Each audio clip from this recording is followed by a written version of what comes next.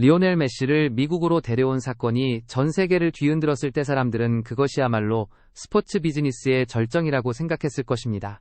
그러나 바로 그 순간다저 스타디움에서 손흥민이 시구를 위해 마운드에 올랐을 때 오타니 쇼헤이는 전혀 다른 종류의 충격을 받았다고 말할 수 있습니다.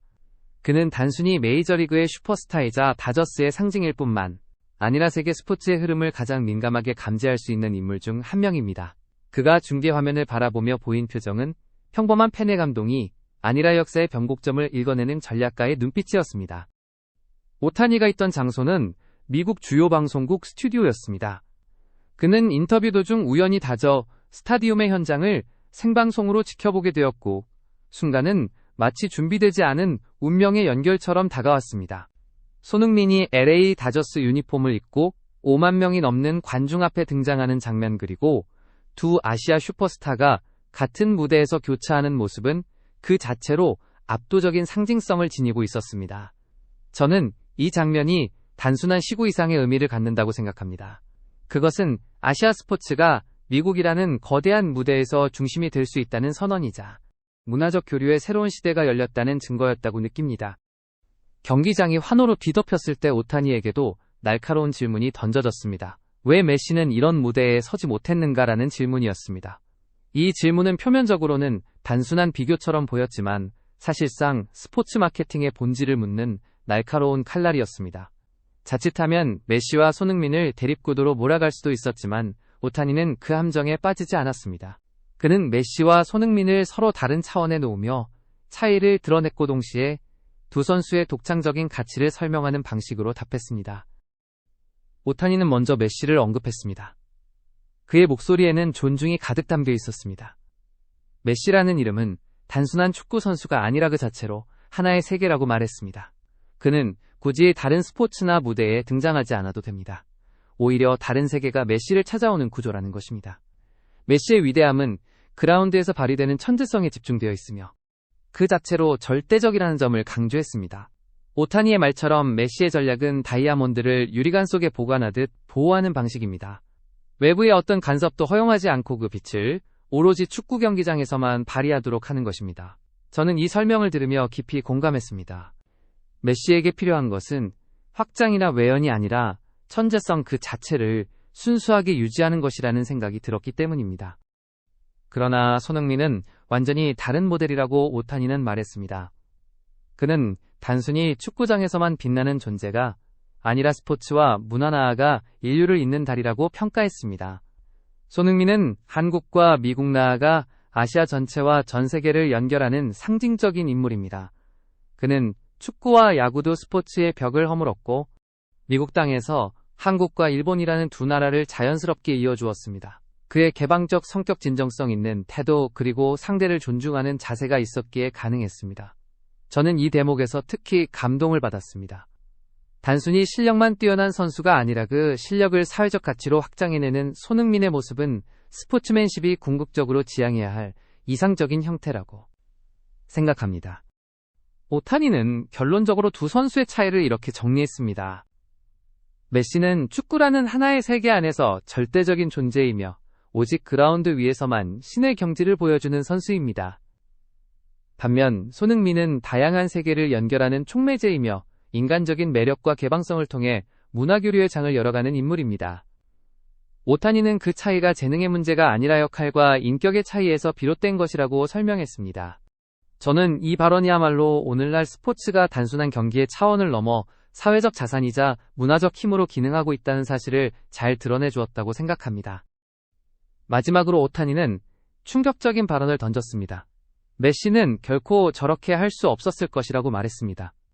그는 시구의 동작을 못한다는 뜻이 아니었습니다. 메시라면 공 하나를 던지는 것은 누구보다 쉽게 해낼 수 있을 것입니다. 그러나 오타니가 말한 것은 그런 기술적 행위가 아니라 수만 명의 사람들을 하나로 묶고 문화적 교류의 장을 스스로 창조해내는 능력이었습니다. 그것은 단순한 실력만으로는 절대 가질 수 없는 또 다른 종류의 힘입니다. 오타니의 말은 곧 손흥민이 지닌 특별한 가치, 즉 인간적 매력과 도전을 두려워하지 않는 태도야말로 그를 연결의 신으로 만든다고 평가한 것이었습니다. 저는 이 분석이 단순히 손흥민을 칭찬하는 발언이 아니라 스포츠 비즈니스와 문화의 본질을 꿰뚫는 통찰이라고 생각합니다. 메시가 다이아몬드 자체라면 손흥민은 그 다이아몬드를 수많은 문을 여는 열쇠로 사용하는 존재라는 비유는 너무나도 적확합니다. 두 선수는 서로 다른 길을 걸어가지만 그 길은 모두 위대함으로 향해 있습니다. 다만 메시가 보여주는 위대함은 절대적 천재성의 집중이, 고 손흥민이 보여주는 위대함은 사람들을 잇는 다리로서의 확장입니다. 이날 오타니의 발언은 전 세계 언론의 헤드라인을 장식했습니다. 미국 언론은 경악했고 스포츠 마케팅 전문가들은 열광했습니다. 저는 개인적으로 이 순간이야말로 단순한 인터뷰가 아니라 스포츠가 세계를 어떻게 바꿀 수 있는지를 보여주는 선언이었다고 생각합니다.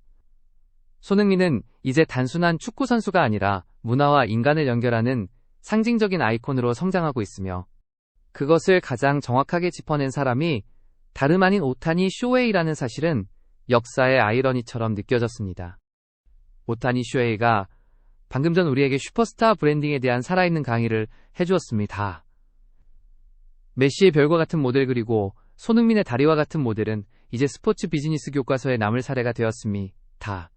미국 ESPN은 이를 두고 명확히 분석했습니다. 오타니는 말했습니다.